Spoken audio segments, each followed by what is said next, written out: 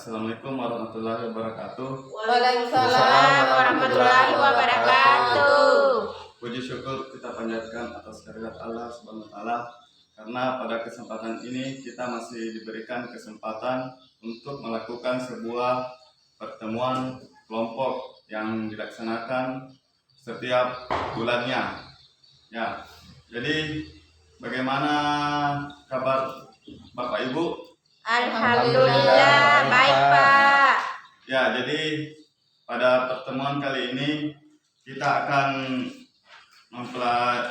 mempelajari pada modul 8, yaitu mendukung pemetaan potensi keluarga dan rencana aksi dalam pencegahan dan penanganan stunting. Tapi dalam modul 8 kita memasuki pada sesi ke-14, yaitu mendukung keluarga mengakses layanan untuk penanganan anak stunting. Ya, mungkin pertemuan sebelumnya kita sudah mempelajari langkah pertama di sesi 14, yaitu mengakses layanan untuk pencegahan anak stunting. Saya ingin mengingatkan kembali kepada Ibu tentang pertemuan sebelumnya, yaitu mengidentifikasi layanan apa saja yang dapat diakses oleh masyarakat. Masih ada Ibu yang mengingatnya, layanan apa saja yang dapat diakses untuk penanganan stunting? Puskesdes, Posyandu, Ya, Bidan desa, puskesmas, SDM Kesos, apalagi? Dinas Sosial juga Pak. Ya, dinas sosial, dan bisa ada ini gambar sebelumnya Bu, ada warung, ada puskesmas, dan ada posyandu. Tidak terlalu kuliah Pak. Ya, jadi pelayanan itu terbagi atas dua Bu, ada layanan sumber daya lingkungan, ya itu lingkungan seperti puskesmas, posyandu, atau warung. Ada juga pelayanan sumber daya manusia, itu SDM Kesos. Itu yang dapat dihubungi ya Budi kalau ada laporan tentang penanganan stunting. Iya Pak. Ya, jadi kita masuk pada inti pertemuan kali ini Bu, yaitu kita akan mempraktekkan bagaimana caranya mengakses layanan anak stunting. Ya, kita akan mempraktekkan. Jadi sebentar ada yang berperan sebagai masyarakat, ada yang berperan sebagai bidan. Saya akan membagi kelompok ya Budi.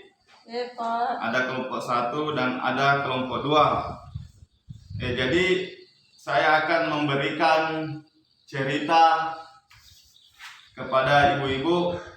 Ya, mungkin saya akan memberikannya ini cerita untuk kelompok pertama dan cerita untuk kelompok kedua. Iya Pak. Ya, kita berdiskusi ya Bu tentang yang ada cerita pertama dan cerita kedua. Saya akan membantu membacanya. Pada hari ini Asep genap berumur 3 tahun, akan tetapi sang ibu melihat tinggi badan Asep tidak seperti anak seusianya. Orang tua Asep sekarang sangat khawatir melihat perkembangan anaknya, tetapi tidak mengetahui apa yang harus dilakukan. Asep tinggal di dusun yang sangat terpencil, tidak ada fasilitas kesehatan dan tidak memiliki uang untuk pergi ke fasilitas kesehatan. Ibu Asep hanya sering bertemu dengan pendamping PKH yang mendatanginya setiap bulan. Kira-kira Bu, apa yang harus dilakukan oleh orang tua Asep kalau melihat anaknya mengalami pertumbuhannya ada gangguan? Membawanya ke puskesmas. Ya, membawanya ke puskesmas atau bisa melapor kepada pendamping PKH. Pak. Ya, jadi begini Bu, kira-kira apa yang dilakukan orang tua Asep, yaitu memanfaatkan bantuan sosial yang diberikan seperti memenuhi kebutuhan anaknya makanan yang bergizi.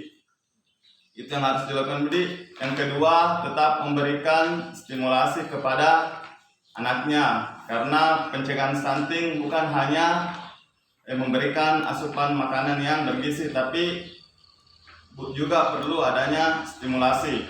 Lupain Pak, apa itu stimulasi? Stimulasi itu pemberian rangsangan kepada anak yang dilakukan setiap hari. Assalamualaikum Ya, Pak. Waalaikumsalam Bu. Ada yang bisa saya bantu? Ini Pak, tetangga saya antar, kebetulan dia punya anak balita, Iya. tapi dia sangat mengkhawatirkan pertumbuhannya karena tidak sesuai dengan seusianya. Oh, Dia sangat khawatir Pak. Barangkali Bapak bisa Iya. memberi bantuan. mungkin sebagai tugas saya sebagai pendamping, terima kasih Ibu telah mengantarkan tetangganya. Ya, mungkin saya bisa memfasilitasi atau mengantar Ibu ke puskesmas terdekat yang ada di desa ini. Ya, karena mungkin gejala-gejala bisa ditangani sebelumnya. Iya Pak. Ya, mari kita antar ke posyandu. Terima kasih Pak. Assalamualaikum Bu. Waalaikumsalam Bapak Ibu, ada yang bisa saya bantu? Ya Bu, saya SDM PKH di desa ini. Ya. Kebetulan Dengan Bapak saya siapa? saya Bapak Muhammad Yusuf. Oh iya, Ya. Pak Yusuf.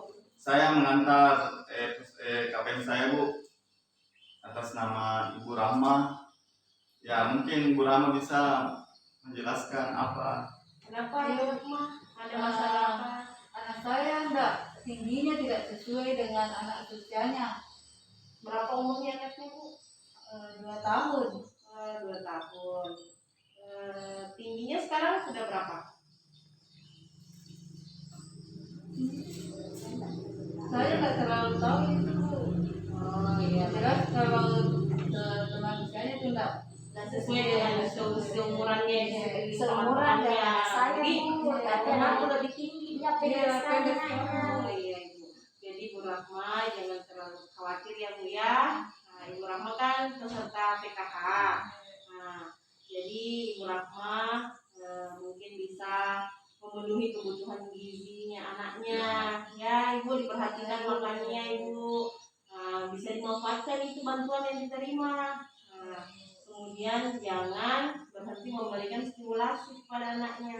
Ya, jadi kalau Ibu Rahma lagi memberikan stimulasi, insya Allah anaknya nanti bisa tumbuh seperti dengan seusia mereka. tapi itu akan tumbuh aja dengan apa-apa. Iya, insya Allah akan normal kembali kalau Ibu Rahma memberikan gizi yang bagus, memberikan terus menerus stimulasi kepada anaknya. Jadi kerjasama yang baik dengan suaminya atau keluarga yang ada di rumah ya Bu ya. Ya, jadi jangan terlalu khawatir. Kalau ada masalah mungkin bisa dihubungi lagi pendamping. Nanti Pak Yusuf yang bisa mengantarkan ke sini lagi kalau misalnya ada masalah lagi. Terima kasih. Ya, Bu, terima kasih Bu atas Ya. informasi Terima penjelasannya. kasih sama-sama. Bapak Mari, Ibu. Bu. Ya. Setelah kita melihat simulasi tadi tentang mengunjungi ke puskesmas, apa yang bisa Ibu petik dari praktek tadi? Yaitu apa yang dilakukan oleh orang tua ketika mendapatkan anaknya stunting. Membawa ke layanan Ya, kesehatan. membahayakan masyarakat seperti ke posyandu. Pihak-pihak mana saja yang terkait atau dilibatkan dalam kasus tadi anak stunting? Pendamping Pak. Ya, pendamping, Bidan. bidan, ya, Masyarakat di sekitar. masyarakat di sekitar. Ya, jadi peran masyarakat itu Bu harus memberikan dukungan Budi atau memberikan motivasi kepada keluarga yang terkena stunting. Masyarakat tidak boleh mengolok-olok kalau ada tetangganya yang terkena stunting. Ya Pak.